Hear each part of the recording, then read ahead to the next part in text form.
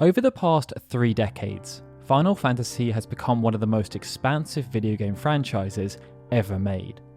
On the 15th of February 2017, this saw Final Fantasy awarded a Guinness World Record for being the most prolific role-playing game series ever made, with 87 different role-playing games attributed to the franchise. But the reality is that this number only scratches the surface, as when looking at other genres, the number of games produced in relation to Final Fantasy is now well over 100. A fair few of these games are pretty well known, as there's of course the main numbered entries, and prominent spin-off titles such as Final Fantasy Tactics, Type 0 and Dissidia, and in more recent times, mobile games such as Record Keeper and Brave Exvius. But for every Final Fantasy game that has done enough to make a name for itself, there are countless games that didn't quite do enough to succeed. It's those games that we're going to be covering today, as we run through 7 Final Fantasy games you've probably never heard of, and we're going to kick things off with an innovative game called Final Fantasy Worldwide Words. But before we do, a related segue about another of our projects. Back in 2021, we turned to crowdfunding to create a book called The Legacy of the Crystal. The idea was to create an informative reference work containing detailed information about the many games that relate to, and in some cases have been heavily inspired by, Final Fantasy, such as the Bravely series. It featured 135 different games with time spent on exploring why they were made, specific design philosophies the creators wanted to instill, and the impact felt upon their respective releases. It also featured small excerpts against some of the bigger entries from notable figures such as Alex McCullough, Dan Eder, and Dan Cito, as they talk about how specific games impacted their lives and careers. The campaign was a resounding success, and feedback on the book has been overwhelmingly positive. As a result, we ordered a small, limited run for those who missed out on the crowdfunding campaign. If that sounds like something you'd be interested in, you can now purchase a copy on our Sendao store, which is linked to in the description below. But be quick, as stocks are limited. And with that, on with the video. Ever since Yuichi Wada was installed as the president and CEO of Square Enix, emphasis was placed on diversifying income. In the initial sense, this diversification would come through his polymorphic content ideology. This would see existing franchises and properties expanded upon through the creation of supplemental content, and this would be produced for a variety of supporting mediums.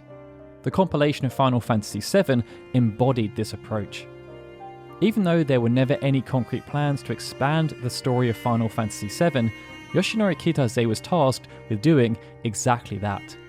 In the following years, this saw the creation of a high-quality CG movie that would serve as a sequel to the original game. This would then be supplemented by 2 prequel games, one of which was an episodic mobile game and another that would appear on a handheld system, and a sequel to the movie which was designed as a third-person shooter. That would just be the start too, as a spin-off of the sequel's sequel would also be produced, as well as a collection of supporting novels and an animated alternative retelling of the Nibelheim incident. Due to the success of the compilation, Square Enix started to adapt the methodology to other properties. By the 2010s, the methodology had grown in scope and scale, with it now being applied wholesale to Final Fantasy in general, as opposed to specific properties. And this manifested through a desire to create experimental games for smartphones and social platforms, as there was the promise of untold riches should a publisher manage to strike it lucky. The task of coming up with these games was often delegated to Tetsuya Nomura, and he would then often delegate the responsibility of actually getting the game made to Ichiro Hazama. The pair would work on infamous games such as Final Fantasy or The Bravest, but some of the games they came up with around this time were actually quite novel, and one of the most intriguing was Final Fantasy Worldwide Words. Developed as a free-to-play typing role-playing game in collaboration with Gree, Worldwide Words would require players to type words in the correct manner to deal damage. The amount of damage dealt would then be based on the number of characters present in the word, as well as how fast and accurately the player typed. It would also be possible to create combos by typing accurate words in succession, with errors ending combos and reducing damage output. There would be 30 characters available, and they could be enhanced using decorations. Various challenges were also presented to encourage players to keep coming back to test their typing skills. Despite this, worldwide words did not have fantastic production values, something that was evidenced by the majority of the game's assets simply being ported over from Theatrhythm. And even though the game showed initial promise, it was shut down within 2 years of its release without ever having been made available outside of Japan. Square also went through a similar brand expansion exercise in the late 90s, as they sought to capitalize on the success of Final Fantasy VII. The initial foray came as they collaborated with Chunsoft to create a Final Fantasy-based mystery dungeon game. It would end up being focused around the various creatures that inhabited the worlds of Final Fantasy games, with a Chocobo installed as the main protagonist. Over the next few years, Chocobo's mystery dungeon would gain a sequel, but numerous other offshoots were created, including Chocobo Racing and Dice de Chocobo, a game that was reminiscent of Monopoly. But perhaps the most intriguing game created as part of what became known as the Chocobo Collection was called Chocobo Stallion. Similar to Chocobo's mystery dungeon, Chocobo Stallion would be a branded spin-off of an existing and established franchise called Derby Stallion. This first appeared on the Famicom in 1991 as a horse racing simulation game that would allow players to breed and race horses, as well as manage the business side of the stable. It was a huge success, and by 1998, 12 individual Derby Stallion games had been produced, and the first Derby Stallion game released on the PlayStation even went on to sell almost 2 million copies. Employees at Square were well aware of the game, and they believed that conceptually it wasn't too dissimilar to the popular minigame that had been created for Final Fantasy VII. They therefore approached the developer of Derby Stallion, ParityBit, about creating a crossover game where players would have the chance to own their own Chocobo Ranch, where they could breed Chocobos and race them. Beyond that, what became known as Chocobo Stallion would also include other elements from Final Fantasy VII and VIII, as well as a character called Sid. As a consequence, the final package was quite unique, and although Chocobo Stallion didn't match the sales of Derby Stallion games, only managing to sell around 330,000 units, it did successfully cater to those who were interested in both Final Fantasy and the business of horse racing. Now, ever since it was brought to market in 2011, the Final Fantasy trading card game has gone on to become a huge success. Within 6 years, over 5.5 million packs have been sold worldwide, and numerous World Championships have been held, with the 2023 World Championships being hosted in Tokyo. Due to its ongoing success, it stood to reason that Square Enix would try to replicate it somehow in a digital format, and they did just that in 2019 via the aptly named Final Fantasy digital card game. Instead of being a replica of the trading card game, the digital card game was intended to stand on its own 2 feet, and it was launched on the 18th of January 2019 via the intriguing Yahoo Game Plus service. This service attempted to expand the reach of Yahoo in Japan, where unlike many other countries in the world, it still retained a strong market share as a search engine and general web portal. When the service launched in 2017, over 50 companies pledged their support, including the likes of Square Enix and Koei Tecmo. The plan was to capitalize on the continued boom of mobile gaming, as games will be developed in HTML5 so it could be run on devices with low specifications. Ahead of the game's launch, over 100,000 people had pre-registered, having no doubt been drawn in by the prospect of playing with cards that were based around famous characters and summons from the franchise they loved. The game also proposed a fun art style that blended concept art with new pixelated graphics. But even though there were numerous collaboration events and card packs released, Final Fantasy digital card game suffered the same fate as many of Square Enix's other mobile offerings in the past 10 years, as its service was terminated just 1 year after being launched. Final Fantasy Brave Exvius is one of the few mobile games associated with Final Fantasy that has enjoyed a long run. Having launched in 2015, it's still running today and has now been downloaded over 48 million times around the world.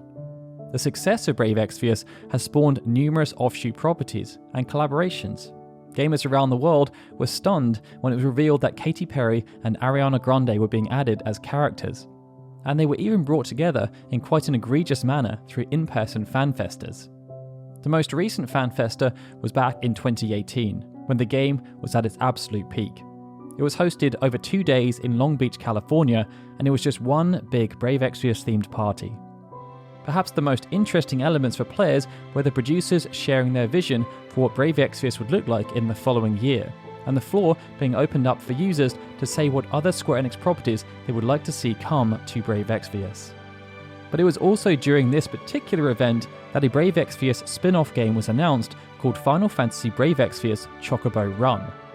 This game would serve as the second Brave Exvius spin-off game to be launched on Facebook, with Brave Exvius Tap having been launched in 2017. It would make use of the Facebook Messenger application, and players would be tasked with racing a chocobo through various locations found in the Brave Exvius universe, with gameplay focused around ensuring the chocobo stayed steady on the course.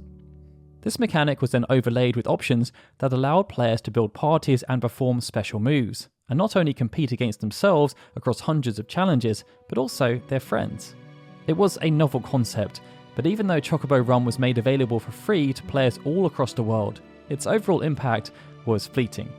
As a fun aside though, Chocobo Run would later be reskinned and relaunched as the mobile game known as Chocobo GP Dash. This was released as a promotional tool ahead of the launch of Chocobo GP towards the start of 2022, but fans were pretty underwhelmed and proceeded to flood the App Store with very negative and very sarcastic reviews. Next, we have Chocobo's Chocoto Farm, a unique game that blended Final Fantasy with the bustling and expanding realm of online agriculture. 4 years before Final Fantasy Worldwide Words was released, Square Enix collaborated with Gree on a game called Chocobo and the Crystal Tower. Described as a breeding role-playing game, it would be exclusive to the Gree social platform, and the premise was to have players attempt to become the best Chocobo breeder in the kingdom. Later that same year, Chocobo and the Crystal Tower was re-released on Facebook as Chocobo's Crystal Tower. This was far beyond an enhanced version, as it expanded the functionality and made wholesale changes to how the game functioned. Some of these concepts were then carried forward into another game called Chocobo's Chocoto Farm, but instead of breeding chocobos, these concepts were modified to the world of virtual farming. Square Enix were keen to take advantage of the growing popularity of agriculture simulation games such as Farmville, and they worked with a third-party developer called Smile Lab to create their own farming simulator. It would be a themed version of an existing game called Chocoto Farm, a game released by Smile Lab, and amongst other things it would see the player be able to grow a variety of vegetables and rear animals. Unlike some of Square Enix's other similar offerings, Chocobo's Chocoto Farm would end up being a huge success in Japan. Whereas it started off as an exclusive title on the Gree social platform, due to its success, Square Enix would end up porting the game to Yahoo Games and also released standalone versions on iOS and Android devices. This next one will be a weird trip down memory lane for some of you. By early 2008, MySpace was at its absolute peak. It was receiving approximately 115 million visits per month, and even though there was stiff competition from an up-and-coming social network called Facebook, it was still very much the place to be. Brands were keen to take advantage as a way of expanding their reach and engaging with new audiences. Square Enix was no different, and this saw the release of a game on MySpace that would end up being an extension of Ivalice. Embracing the concept of polymorphic content, following the release of Final Fantasy XII, Akitoshi Kawazu was tasked with expanding the property. This saw the quick production of the Ivalice Alliance, a collection of games that included Final Fantasy Tactics A2, Final Fantasy Tactics The War of the Lions, and Final Fantasy XII Revenant Wings. Unfortunately, these games did not perform as expected, and Kawazu stepped away from the Ivalice brand. However, there was still a sense that Ivalice had value, and smaller business units within Square Enix attempted to wake the sleeping giant. It saw future Ivalice properties aligned to emerging trends and developed on shoestring budgets, with the first example being Crystal Guardians, a tower defense game overseen by Takahiro Ando, the producer of Chaos Rings. This approach continued for some time, and one of the more interesting offerings was a MySpace game called Dive to Hunt: The Adventures of Sorbet. The game was centered around Sorbet, who was a minor character in Final Fantasy XII. Appearing in Rabanasta as the owner of the Moogling Station, Sorbet's main involvement in Final Fantasy XII was as the petitioner of the White Moose Hunt. It had swallowed a key that he was meant to be looking after, and Sorbet wanted it back. In Dive to Hunt, Sorbet wanted to become the Hunter Dive Master, and after entering a tournament in pursuit of this goal, he will be assisted by a new character called Frappe. Gameplay was then focused around swimming and collecting as much treasure and gil as possible with each dive. It was a novel concept, but to highlight how little budget was associated to this particular initiative, the game was actually just a simple reskin of a game called Dive to Hunt that Square Enix had released a year before. That then brings us on to our last entry, a mobile game that, surprise, was cancelled less than a year after its launch. However, what's interesting about this game is that it featured incredible production values that were far beyond the property that it was actually based on. The Nintendo 3DS launched towards the start of 2011, but Square Enix was somewhat slow to support Nintendo's new premium handheld. Buster Move Universe did arrive as a launch title in Japan, and Slime Mori Mori Dragon Quest III also released towards the end of 2011. But it wasn't until 2012 that Square Enix really kicked into gear. 7 3DS games would be released this year, including the likes of Theater of the Final Fantasy, Kingdom Hearts Dream Drop Distance, and Bravely Default. But while Square Enix would continue to support the console with these franchises, it wouldn't be until late 2014 that the first true Final Fantasy game would be released on the system. Final Fantasy Explorers was positioned as a Monster Hunter rival, as players would use quintessential Final Fantasy jobs to hunt down famous summons. The typical gameplay loop would see them traverse through numerous zones to hunt enemies before then returning home to upgrade their gear. It was a solid premise on paper, but upon launch, players found it lacking in depth. Still, Final Fantasy Explorers did do well enough to spawn a mobile successor called Final Fantasy Explorers Force. Launched in Japan towards the start of 2018, Explorers Force followed a similar premise, with players able to adopt many of the same jobs to defeat summoned monsters with a team of party members that were formed online. The in-game graphics and overall quality of the gameplay was a significant upgrade compared to the original game. Unfortunately, as with many Japanese mobile games, there was a heavy emphasis on gacha mechanics. And in this game, it was very harsh, as you would need to spend money to gain new abilities and upgrade your equipment. Drop rates were also incredibly low, pushing people to spend money in order to engage with the crafting system. And as the player base dwindled as a consequence of these decisions, so too did the updates to the game, and it felt like the writing was on the wall. Less than a year after launch, despite there being over 400,000 pre-registrations, Square Enix announced that Explorers Force would be shut down due to a lack of interest. And with that, they were 7 Final Fantasy games that you probably didn't know existed. If you'd like to learn more about these games and find out about the 128 other Final Fantasy games that were released between 1987 and 2021, then we'd like to give you a gentle reminder about the Legacy of the Crystal. You can order the book in the send out description below, but be quick, as stock is limited. Also, be sure to let us know in the comments if you played any of these games or indeed had even heard of them before. Alright everyone, with that, this is Daryl signing out. As always, I'd like to give a big thank you to all of our Patreon and YouTube membership supporters, especially Adam Aguilara, Benjamin Snow, The Livestream, Gaussian D. Kajata, Justin Dent, and Zukan TDK, who are super special Onion Knight supporters. And of course, a big thank you to everyone for watching this video. I'll see you all again soon for more Final Fantasy goodness.